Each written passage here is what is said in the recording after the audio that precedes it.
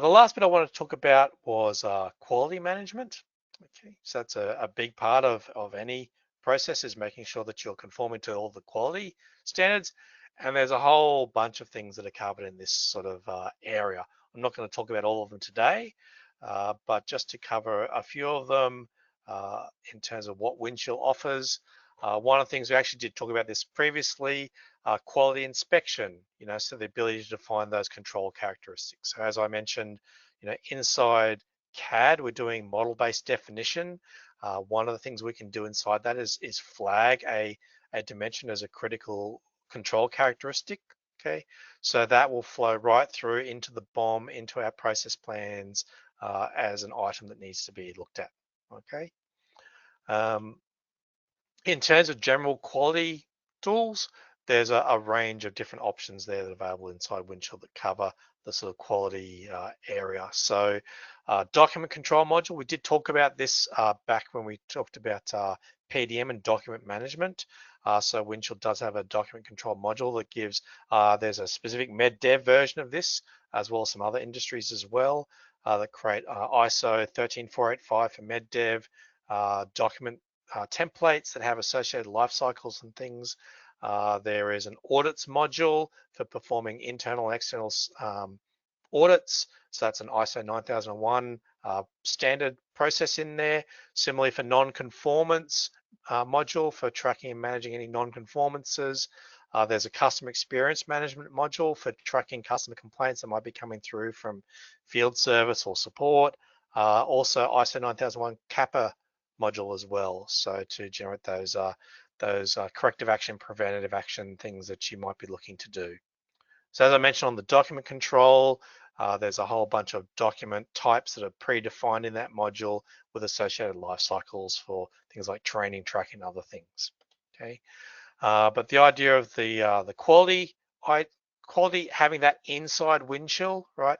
Again, we can have that sort of closed loop change. So we talked about change in the last webinar, but the idea is these quality actions can lead into a change. So we might have, we might perform an audit on a supplier because we've had some problems. We might find there's a non-conformance that's happening out of that audit, or maybe we're getting complaints from field service or customer support, okay?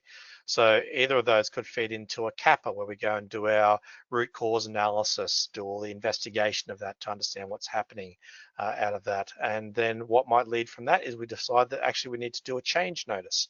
So we can have all of these quality items feed into our change process we looked at last week, and then we lead to the change outcome from that. And of course, as a part of this, we can also report on all of that information.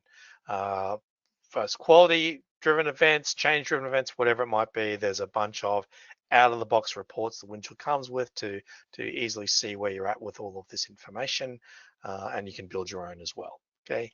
So very quickly, just to show a little bit about Windchill quality, I know we're almost up on time, but we'll go back to Windchill and have a look at that.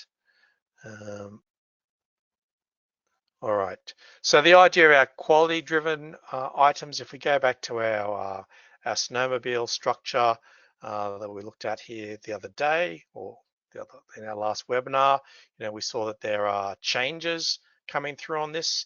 So if we go and look at those changes, we can see that there are all of our change notices, design reviews, change requests. We talked about those, but also what's feeding into all of this is customer experience, CAPAs, and other information. Okay, so if we go and look at that, we can see here's a CAPA request that came in, right? We can see all of the affected objects that CAPA was going to affect, all the various parts, documentation, whatever it might be, related personnel and locations as well.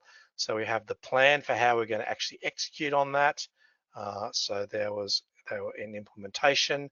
And then here's all the other associated information. So feeding into that CAPA was a non-conformance, okay, and some customer experience complaints. And then what came out of that was some change notices and other information, some plans and things. So again, the beauty of all of that is it's all inside the system. It's all linked to that data. I can go to this part and I can see all of the quality information that's related to that particular item. It's all here in the one, okay? So really the idea of that is to, what a lot of companies do is they have this very document-centric approach, okay? Engineers off with all of their systems and records doing design, manufacturing, service. Then you got your regulatory team doing gathering all that documentation together to submit to the governing bodies to get their approvals or rejections, whatever audits or other things it might be. And then you got quality manufacturing doing their audits and non-conformances and complaints and CAPAs and everything else, okay? And the problem that we see with a lot of companies is how do we go and trace through all of that? When we have an audit coming through, how do we go and gather all that information? The idea of Windchill is to have that closed loop quality approach, right? All of that data is there together, so it makes finding it and tracing it much, much simpler and easier, okay? So that's really what I wanted to cover off in today. Now I know from the enterprise PLM, we've talked about a bit about classification and reuse. We've talked a little bit about supplier management. We focus on a lot of stuff on manufacturing engineering. You can see there creating those bombs and manufacturing information, okay? And a little bit on quality as well. So there's still a lot of other bits and pieces that get covered inside enterprise PLM, things like sustainability, service. We touched on a little bit with the service bomb, and other things like regulatory, require, risk and reliability. Those often are done in other systems. So we're going to talk about them in the next webinar, where we talk about those and enterprise data access.